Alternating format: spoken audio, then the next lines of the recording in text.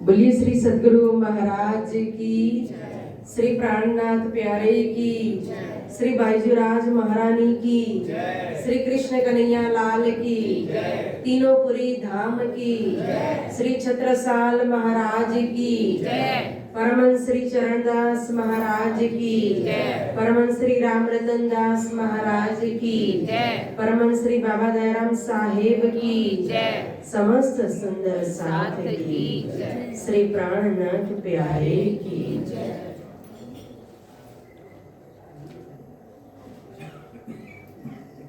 वंदो सतगुरु चरण को,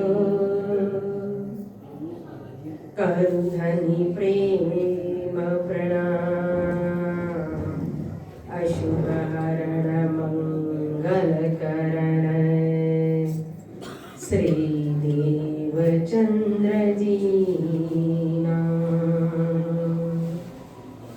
श्री प्राणनाथ निज मूलपति,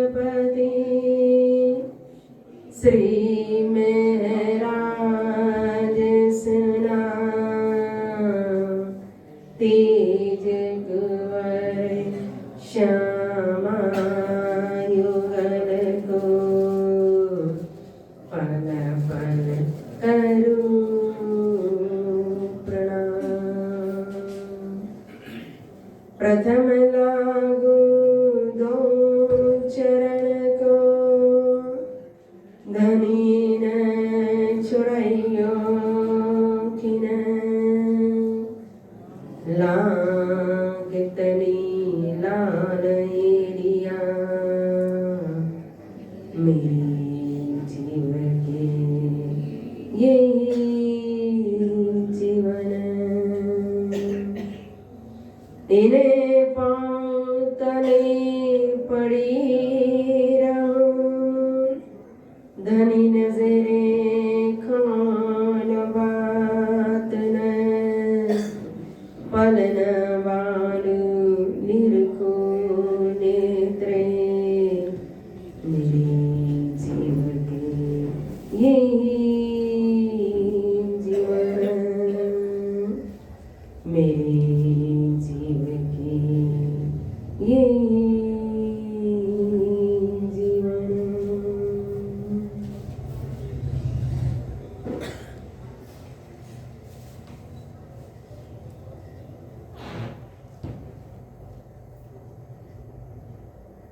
धाम धनी अक्षरातीत श्री राजसी ठकराणी जी, श्री कृष्ण प्रणामी मंदिर हकीकत नगर दिल्ली। और आज की हमारी ये मासिक गोष्ठी जो नागपाल परिवार की तरफ से ट्रस्ट के समस्त सदस्यगण, हमारे प्रधान जी श्री गुलशन चुग जी, चंद्र मेहता, समस्त सुंदर साथ जी, आप सभी के चरणों में प्रेम प्रणाम। प्यारे सुंदर साथ जी, धामधनी की वाणी श्री तारतम सागर, जो 14 अंग मिले एक धनी के, 14 अंग जो राजी महाराज के रास ग्रंथ से लेकर के कहो तो रास प्रकाश सटृतु कलश सनंद किरंतन खुलासा खिलवत परिक्रमा सागर श्रृंगार सिंधी मार्फत सागर और कयामत नामा। 14 अंग मध्ये एक एक जो शब्द है वो एक एक शब्द तारतम है, और एक एक शब्द कहो तारतम का वो हमारी फरामोशी को, हमारे निंद रूपी आवरण को हटाने के लिए सक्षम है।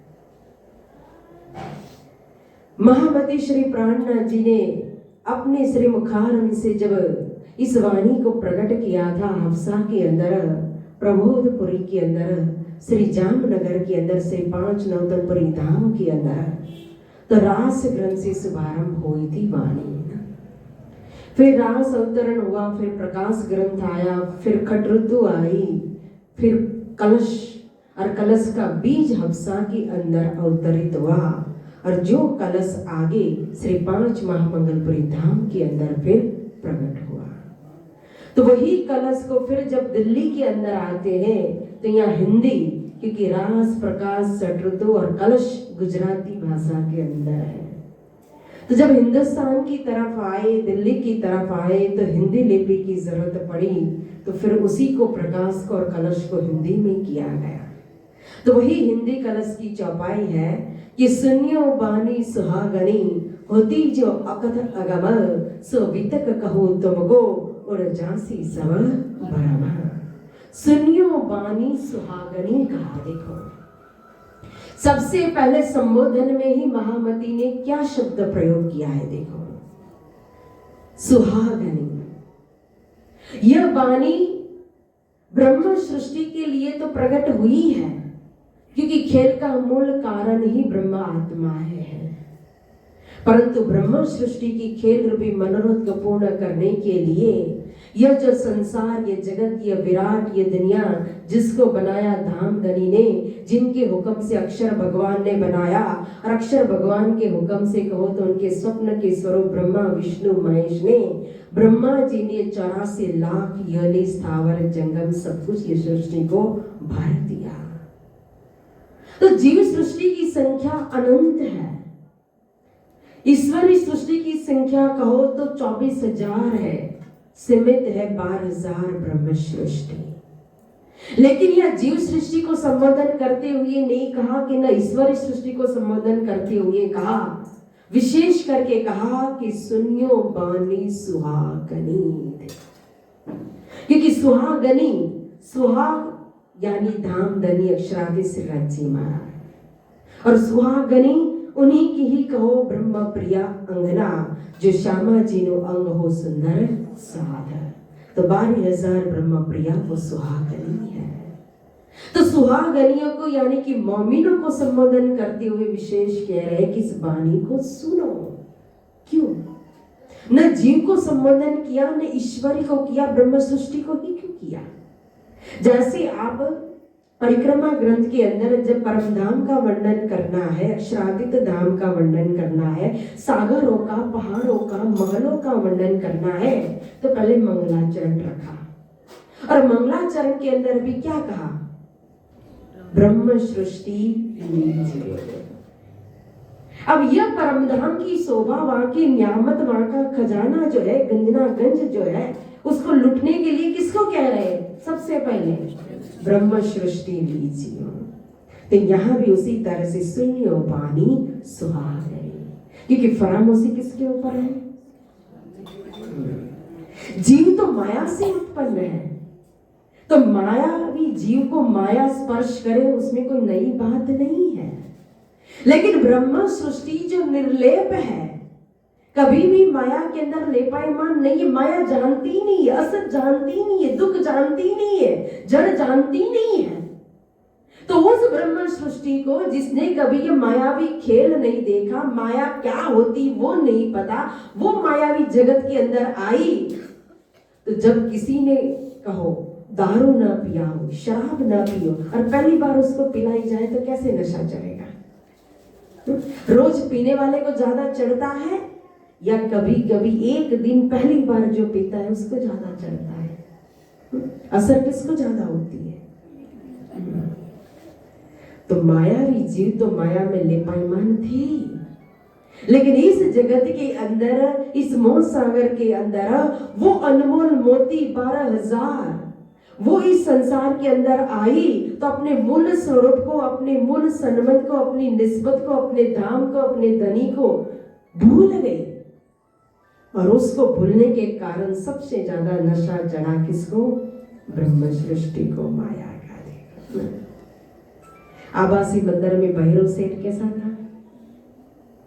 पूरी तरह से सभी अंदर विकार थे, सभी बुरी आदत थी। तभी तो कहा ना, पीना तमाकू छोड़ दो और मांस मछली सब, शराब और सब कैफ, परदारा चोरी न कब। सारी बुरी आदत। परमधाम की आत्मा थी कि नहीं? ब्रह्म सृष्टि थी कि नहीं? तो ऐसे ऐसे अब जान मोहम्मद की जागनी हुई, अफजल खान की जागनी हुई, फतेह मोहम्मद की जागनी हुई, तो ये खान पीन करते थे कि नहीं? तो सबसे ज्यादा कहो माया ने स्पर्श किया किसको? ब्रह्म सृष्टि को। वो उन्मत्त हुई, इसीलिए उन्हें अपनी फरामोशी से बाहर निकालने के लिए, पर्दा को हटाने के लिए सबसे पहले उनको सावधान कर रहे हैं कि सुनियो बानी सुहागनी, ये तुम्हारे लिए आई है यह वाणी, ये खेल हुआ तो तुम्हारे लिए, 84 लाख उत्पन्न हुई तो तुम्हारे लिए, ये देवी देवता विभिन्न प्रकार की शक्तियों को उत्पन्न किया गया, ये कार्यवत रखा गया तो तुम्हारे लिए, ये वेद पुराण शास्त्र जितने भी धर्म ग्रंथ आए तो तुम्हारे लिए, ये जितने भी पैगंबर तीर्थंकर इस संसार के अंदर आए तो तुम्हारे लिए, और यहाँ तक कि मैं भी आया तो तुम्हारे लिए, क्योंकि मैंने कहा था कि तुम भूलोगी, मैं आऊंगा जगाने के लिए। और जगाएगा कौन? जो स्वयं जागृत होगा वही तो दूसरे से को जगा पाएगा। तो 12,000 के साथ तो स्वयं श्यामा जी फरामोशी के अंतर्गत थी है। तो जागृत में तो मूल मिलावा के अंदर कंचन वर के सिंहासन पर कौन विराजमान है? एकमात्र हमारे दुल्हा प्राण प्रियतम श्री राजसी महाराज श्री कृष्ण जी ना? तो वही जागृत है, तो उन्हीं की तो जिम्मेदारी है। हम भूले वो जागृत है तो फिर वही तो हमें जगाएंगे। तो जगाएंगे तो कैसे जगाएंगे? कभी कभी या किसी इंसान की याददाश्त चली जाती है तो फिर उसको उसकी मेमोरी वापस लानी होती, तो उसको क्या करते हैं डॉक्टर? पुरानी बातें उसको याद दिलाते हैं ना। तो इसीलिए तारतम लेकर के आए हमें अपनी बात यहाँ सुनाने के लिए, अपनी पुरानी बात सुना करके हमारी फरामोशी यानी कि मेमोरी वापस लाने के लिए कि हम कौन हैं। फिर अगर ब्रह्म सृष्टि जाग गई तो स्वयं दूसरे को जगाएगी। इंद्रावती एक जागी तो सबको जगाया उसने। देखो महाराजा छत्रसाल जी जागे तो खड़े हो गए तलवार लेकर के औरंगजेब के सामने, मुगलों के सामने युद्ध करने के लिए। अगर ज्ञान की तलवार से नहीं मानेंगे तो लोहे की तलवार भी चला देंगे। मोहम्मद के दिन में जो लावेगा ईमान, छत्रसाल तीनों पर तन मन धन कुर्बान। बसर से 14 भवन। जब मोमिन अपनी फरामोशी को हटाएंगे, जागृत हो जाएंगे। 313वां जागी तो 313 में इंद्रावती निकली तो इंद्रावती जी ने कितनी जमात जोड़ी? सारे संसार के अंदर आह्वान कर दिया कि सुख शीतल करो संसार।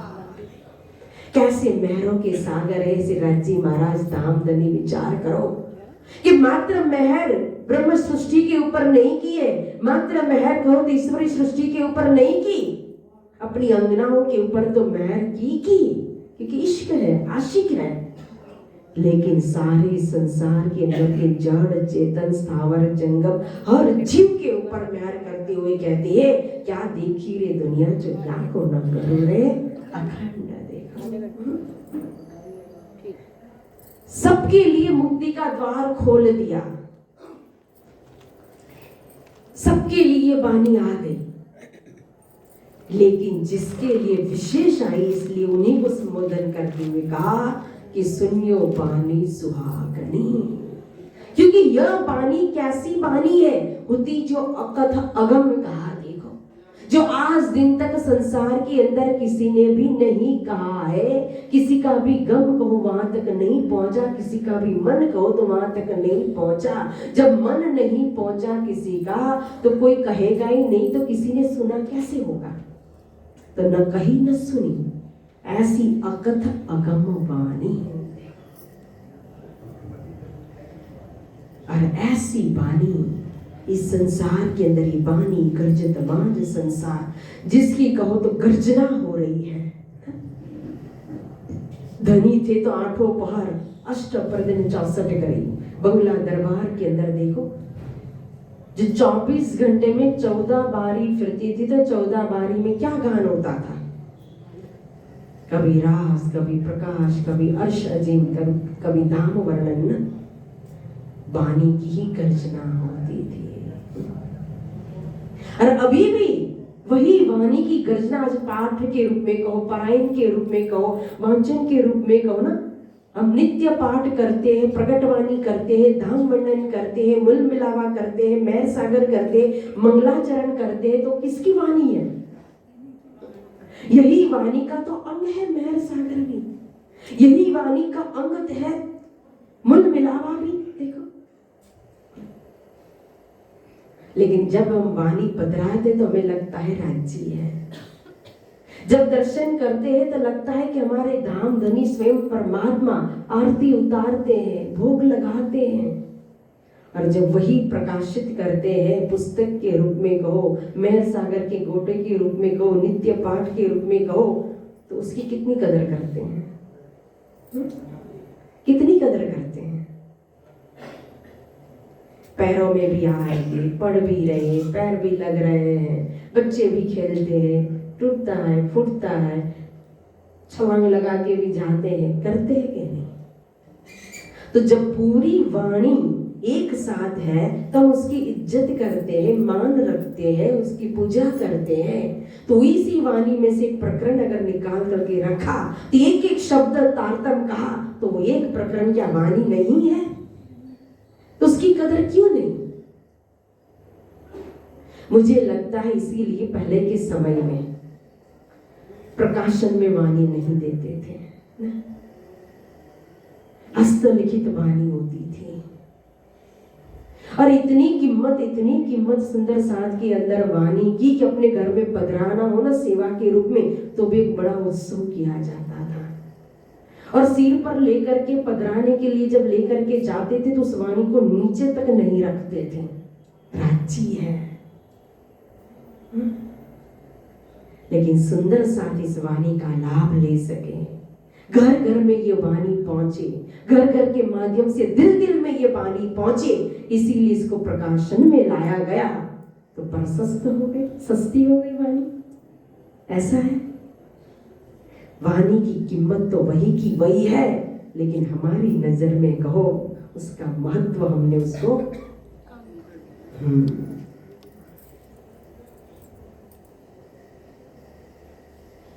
इसीलिए ये वाणी यहाँ बता रहे इसकी कीमत, इसका महत्व की अकथ अगम वाणी है। ये निराकार के पार थे, तीन पार के भी पार की वाणी है। देखो जितने भी वाणी है इस संसार के अंदर, इस वाणी की रचना तो हमारे ऋषि मुनियों ने की है। तो यहाँ की रचना की हुई वाणी है, जबकि इसको क्या कहा? प्रगट वाणी, श्रीमुख वाणी कहा। और वो भी किसके श्रीमुख से? स्वयं महामती श्री प्राणनाथ जी के मुख से प्रकट हुई। और प्राणनाथ कौन? स्वयं अक्षरातीत, जो मूल मिलावा के अंदर कंचन वर्ण के सिंहासन पर जो राज्य महाराज विराजमान है, वो राज्य। और यहाँ जो जागनी ब्रह्मांड के अंदर जो स्वरूप है प्राणनाथ जी का, कोई अंतर है? नहीं। तो उन्हीं के श्रीमुख से ये वाणी प्रकट हुई है, तभी इसको अकथ अगम वाणी कहा है। सो बीतक कहो तुमको और जासी सब भ्रम। श्री महामती जी कहती है कि मैं आपको बीतक कहूं, वो बीतक सुनाऊं जिसके आपका भ्रम, आपकी संशय, जो भी शंका होगा ना, वो सब संशय आपका मिट जाएगा। कौन सी बीतक? सब अपनी आप आ बीती। देखा, पहले ही मैंने कहा ना, जागेंगे किससे? किससे जगा रहे? हमें अपनी ही बातों से, अपनी ही लीला के द्वारा जगा रहे हैं। तो इसीलिए यहाँ कह रहे कि मैं वह बीतक सुनाऊं जिसमें आपके अंदर, आपके दिल के अंदर, आपके मन के अंदर कोई भी संशय हो, जो कोई भी प्रश्न हो, उस प्रश्न का समाधान हो जाए, शंका का निवारण हो जाए। रास कया कछु सुन के अब तो मूल अंकुरा। तो रास कया कछु सुन के, हफ्सा के अंदर, प्रबोधपुरी के अंदर आपने सुना कि रास का वर्णन हुआ, लेकिन कितनी मात्रा में वो रास का वर्णन हुआ? श्रीमद् भागवत के अंदर श्री रास ग्रंथ वो सुखदेव मुनि महाराज ने वर्णन किया, तो कौन सी रास का वर्णन किया और कितना पंच अध्याय के अंदर वर्णन रास ग्रंथ का कर दिया, रास का कर दिया। तो वो जो रास 6 महीना की रात्रि यहाँ जो वेद ऋचा सखियों ने खेला, तो उसका वर्णन क्या पंच अध्याय में हो सकता है? या तो महारास जो योगमाया के ब्रह्मांड के अंदर जो लंबी रात्रि रास खेला गया, जिसमें मृत्यु लोक की रात्रि, स्वर्ग लोक की रात्रि, ब्रह्मा जी की रात्रि, नारायण की रात्रि समा गई, वो इतनी महारास रात्रि का वर्णन क्या पंच अध्याय के अंदर हो सकता है? नहीं, वो तो हुआ ही नहीं महारास का वर्णन। कौन से रास का वर्णन हुआ? महारास का वर्णन श्रीमद् भागवत के अंदर नहीं हुआ। इसीलिए हफ्सा के अंदर सबसे पहले जो प्रकट हुआ वो रास प्रकट हुआ, और वो रास भी कितना कच्छुक कहा है, यानी कि थोड़ा सा वर्णन रास का किया है। वो इतनी महारास रात्रि जो लंबी रात्रि थी, उसका पूर्ण यहाँ निरूपण किया गया नहीं है। अब तो मूल अंकुर जो परमधाम की इंद्रावती जी की वासना, जो 12,000 के अंदर जो मूल अंकुर श्री महराज ठाकुर के अंदर जो इंद्रावती जी का है, उन्हीं के श्रीमुख से, श्री प्राणनाथ जी के श्रीमुख से यह रास अवतरित हुआ। कलश होत सबन को नूर पर नूर सिर नूर कहा। देखो वहां जो प्रकाश के अंदर, प्रकाश के बाद सटरुतो, और सटरु के बाद जब कलश अवतरित हुआ था हफ्सा के अंदर, तो उसकी चौपाई के अंदर प्रथम चौपाई में क्या कहा? रास नो प्रकाश थयो दी प्रकाश नो प्रकाश दी ऊपर वाली कलश धारो। देखो तो वहां भागवत के अंदर का रास जो है, उस रास का सार जो है महारास, यहां रास में आया, और वही महारास का सार जो है वो प्रकाश के अंदर, यानी कि प्रकाश ग्रंथ के अंदर सदगुरु महाराज की पहचान कराई, उनके स्वरूप का प्रकाश किया कि व्रज वालो थी। यह व्रज के अंदर 11 बरस और 52 दिन लीला करने वाले स्वरूप यही है। रास के अंदर लंबी रात्रि रास में रामत करने वाले स्वरूप यही है। सदगुरु धनी श्री देवचंद्र जी का तन मत देखो, उनके अंदर जो शक्ति है, जो आवेश है, जो स्वरूप विराजमान है, उन स्वरूप को देखो। तुम स्वरूप, तुम मेरे स्वरूप को देखो। तो वही इसीलिए रास का सार प्रकाश हुआ, और प्रकाश का सार को होते यहाँ कलश के अंदर रखा। कलश के अंदर वैराट की जाली बताई, कलश के अंदर वेद की जाली बताई, जो एक मुख से उत्पन्न हुआ, एक नाभि से उत्पन्न हुआ, और नाभि से उत्पन्न हुआ वैराट ने, वैराट को मुख से उत्पन्न वेद ने बांध दिया। देखो तारतम्य नहीं आया था तो क्या करती थी दुनिया, और क्या कर रही है? नाभि से वैराट उत्पन्न हुआ, मुख से वेद उत्पन्न हुआ, और वेदों के ज्ञान ने क्या किया? सारे वैराट को स्वर्ग दिखा करके कर्म के अंदर बांध दिया। इसीलिए अवतारों का प्रकरण रख दिया, और अवतारों के प्रकरण के अंदर छानबीन करके सबसे मुख्य अवतार बुद्ध कल की अवतार, और बुद्ध कल के अवतार में भी अभी जो आने वाले 28वें कल युग के अंदर के जो बुद्ध कल की थे, उन बुद्ध कल की अवतार को पकड़ा दिया। इसी को यहाँ कहा नूर पर नूर सिर नूर कहा। देखो इसीलिए कहा था पहले, सावधान होकर के सुनो इस वाणी को, सार तत्वों को पकड़ो। देखो जब दूध लाते हैं तो दूध दिखाई देता है, लेकिन दूध के अंदर घी होता है वो दिखाई नहीं देता है, मक्खन दिखाई नहीं देता है। ये वाणी, वाणी शब्द दिखाई दे रहा है, लेकिन शब्द के अंदर जो ताकत है, जो प्रकाश है, जो नूर है, जो स्वरूप है, वो स्वरूप दिखाई नहीं दे रहा है। तो नूर पर नूर सिर नूर, यह सार स्वरूप पकड़ा रही ये वाणी हमें, और कितने प्यार से पकड़ा रही है। देखो जैसे एक माँ एक बच्चे को, छोटा है, जानता नहीं है, झूठी जिद करता है, झूठे के लिए रोता है, माँ को पता है, एक तमाचा मार करके भी बिठा देती है, देती नहीं, क्यों? बच्चे का नुकसान है इसमें। वैसे ही इंद्रावती जी, हमारे धामधनी जी, बड़े प्यार से हमारा हाथ पकड़ करके हमें बिठा करके समझा रहे थे। जो अच्छी चीज वो दे रही है, जो नहीं देना है ना वो हमें नहीं देते हैं, इसीलिए एक थप्पड़ मार करके बिठा देते, माया का तमाचा लगता है।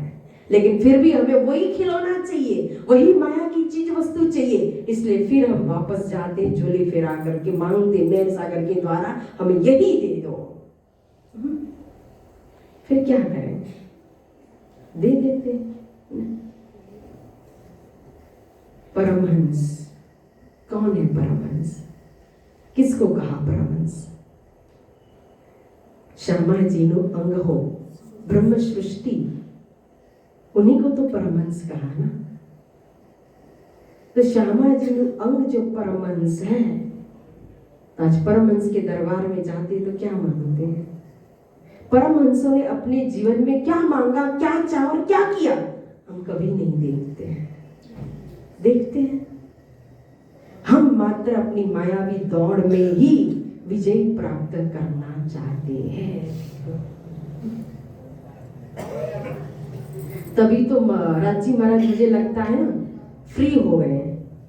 अब ज्यादा बोलने की इच्छा भी होती है और एक और नहीं समय की बात नहीं है, ऐसा लगता है किसी को बुरा न लग जाए।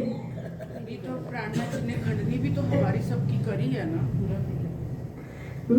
मैं किसी की खंडनी नहीं करती, जो भाव आता है वही प्रकट करती हूँ कि मुझे लगता है कि राजी महाराज परमहंसों ने इतनी मेहनत, इतनी तपस्या करके स्वयं राजी महाराज को प्राप्त किया कि आज वो सक्षम है दुनिया को सब कुछ देने के लिए। तो राजी महाराज फ्री हो गए उनको जिम्मेदारी दे करके। तो हम क्या करते हैं? परमहंसों के आगे मांग करके अपनी इच्छा को पूरी करके हमें लगता है यहाँ हमारा सब कुछ मिलता है, बस। समझ गए? समझने वाले को इशारा काफी होता है, ना समझे वो माफ करना। मैं भी बहुत रिस्पेक्ट करती हूँ परमहंसों की, प्रणाम करती हूँ प्रेम से परमहंसों को, लेकिन एक ही भाव होता है कि जैसा आपने इश्क पाया धनी से, हमें भी दो, देना हो तो वही इश्क दो।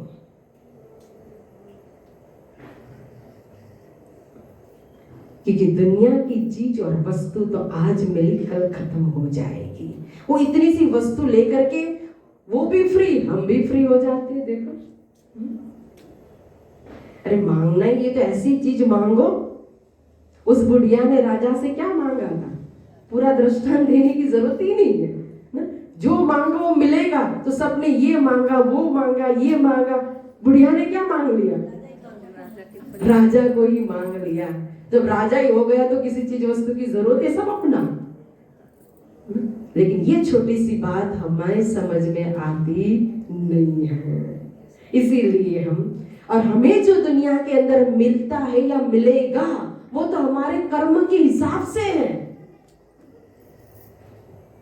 लेकिन फिर भी हम अपनी भक्ति को भी, अपने पुण्य को भी उसी कर्म के अंदर खर्च करते जाते हैं। किसी को परम धाम चाहिए ना? चाहिए? हाँ तो सभी बोलते हैं, लेकिन मांगते कोई नहीं है। देखो, दिल पर हाथ रख के कहना। थक गए होंगे ना, जीवन भर खेल पूरा देख लिया, तो अभी मांग लेंगे कि अब तो पूरा हो गया, आप दे दो, अब जाना है, अब सहन नहीं होता है, बुढ़ापा आ गया, शरीर नहीं चलता है।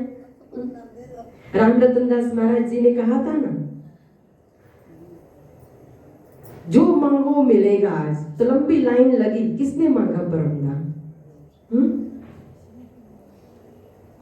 किसी ने। तो आज इतने सारे, कौन जाकर के महाराज जी को पास, महाराज जी को ही मांगते होंगे? कितने होंगे? हाँ, प्रेमी तो नहीं होंगे, ऐसा भी नहीं कहती हूँ, होंगे, लेकिन वो कितने? तो सब ऐसे प्रेमी बने कि महाराज जी से खुद महाराज जी को मांगे, राज्य से खुद राज्य को मांगे, तो उसमें फायदा है। ये 10 चीज वस्तु, कभी बहू मांग ली, कभी बेटा मांग लिया, कभी पोता मांग लिया, कभी सगाई के लिए अर्जी लगा दी, कभी नौकरी के लिए अर्जी लगा दी, कभी ये गाड़ी के लिए अर्जी लगा दी, कभी बीमारी के लिए अर्जी लगा दी। क्या होगा इससे? ये सब तो दुनियादारी चलती ही रहेगी। और अगर ये अर्जी पहुंच करके हमें इसमें से बाहर निकल भी गए तो भी हमारे कर्म दूसरे रूप में आकर के सामने खड़े हो जाएंगे, जो हमें भोगना ही पड़ेगा, छुटकारा नहीं है। कर्म से कोई नहीं बच सकता है। देखो, इसलिए भक्ति का फल कभी संसार की वस्तु नहीं। गोपियों ने हमेशा कृष्ण का चिंतन किया, गोपियों ने हमेशा चाहा तो कृष्ण को चाहा, मोमिनों ने हमेशा चाहा तो कृष्ण को ही चाहा, राजी को ही चाहा। इसीलिए यहाँ भी समझा रहे, ये सार पकड़ा रहे, नूर पर सिर नूर, कि आप इस तत्व को पकड़ो, स्वयं धाम धनी को पकड़ो। अभी किरंत ने कहा ना, मांगत हूं मेरे दुल्हा मन कर कर्म वचन, मन से कहो, वचन से कहो, कर्म से कहो, क्या मांगना है वो भी सिखा रहे। देखो, इश्क दीजिए मोहि अपना, मैं तासो करूं मिलाप। देखो, ये तो कहा ना, हम बच्चे हैं, हमें पता नहीं कैसे मांगना है, क्या मांगना है, तो वो भी सिखा रहे हैं कि मांगो तो ये मांगो, इश्क दीजिए मोहि अपना, मैं तासो करूं मिलाप। राज्य महाराज हम सबको अपना इश्क दे, परमहंस महाराज हम सबको अपनी तरह कहो तो रहनी दे, करनी दे, तपस्या दे, भक्ति दे, बल दे, कि जिससे हम अपने मूल तन के अंदर जागृत हो सके। इसी शुभकामना के साथ इस वाणी को यहाँ विराम देते हैं। अब आगे का कार्यक्रम हमारे प्रधान जी कहेंगे। आज की गोष्ठी की सेवा जो है वो नागपाल परिवार की तरफ से है, तो राज्य महाराज की मेहर नागपाल परिवार के ऊपर हमेशा बरसती रहे, और इस गोष्ठी में साथ देने वाले तन मन धन से सभी सुंदर साथ के ऊपर दाम धनी की मेहर, और इसी के साथ